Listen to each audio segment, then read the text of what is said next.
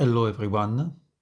In the 1930s, the most used copying devices were the mimeographs, very beautiful, big and heavy mechanical devices, or also the flat ones like this.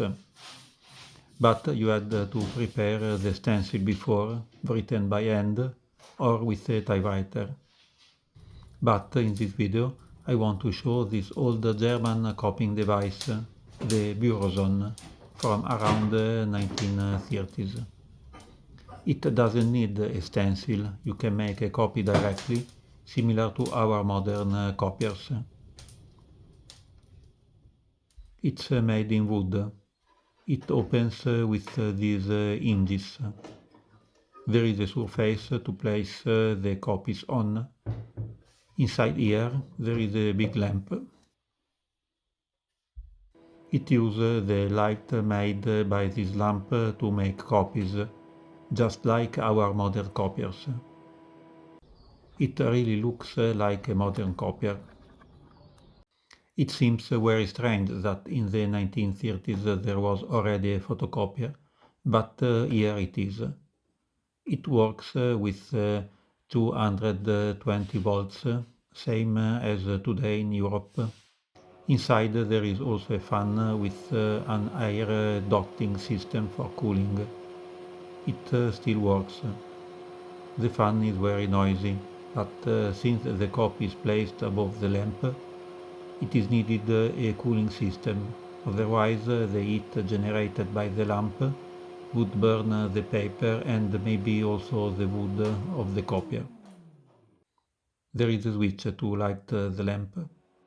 The lamp is very bright, very powerful. Since it uses photosensitive paper, must be bright enough to impress the paper. It can also be used as lamp if you need a lot of light in your house when it's dark.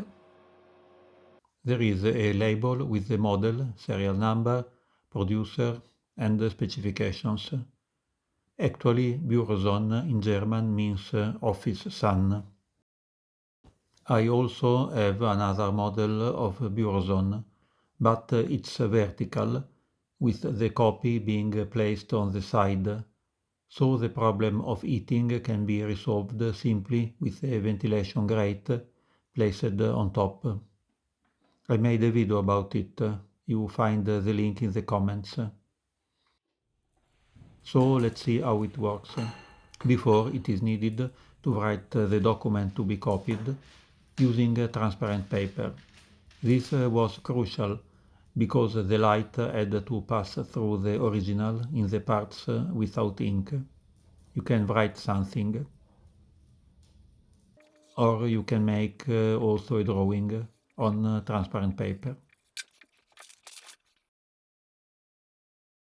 This one wasn't exactly a photocopier in the modern sense.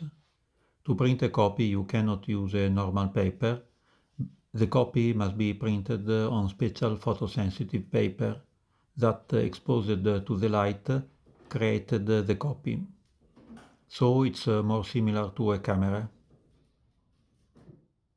This photographic technology was used also in the 1960s and 1970s years. The original must be placed on the glass copying surface of the copier, and the photosensitive paper on top of it. The cover must be closed.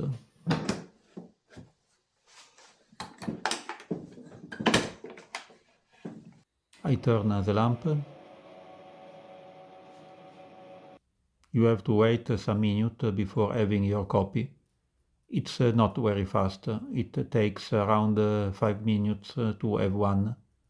So if you have hundreds of copies to do, I think this is not the best solution.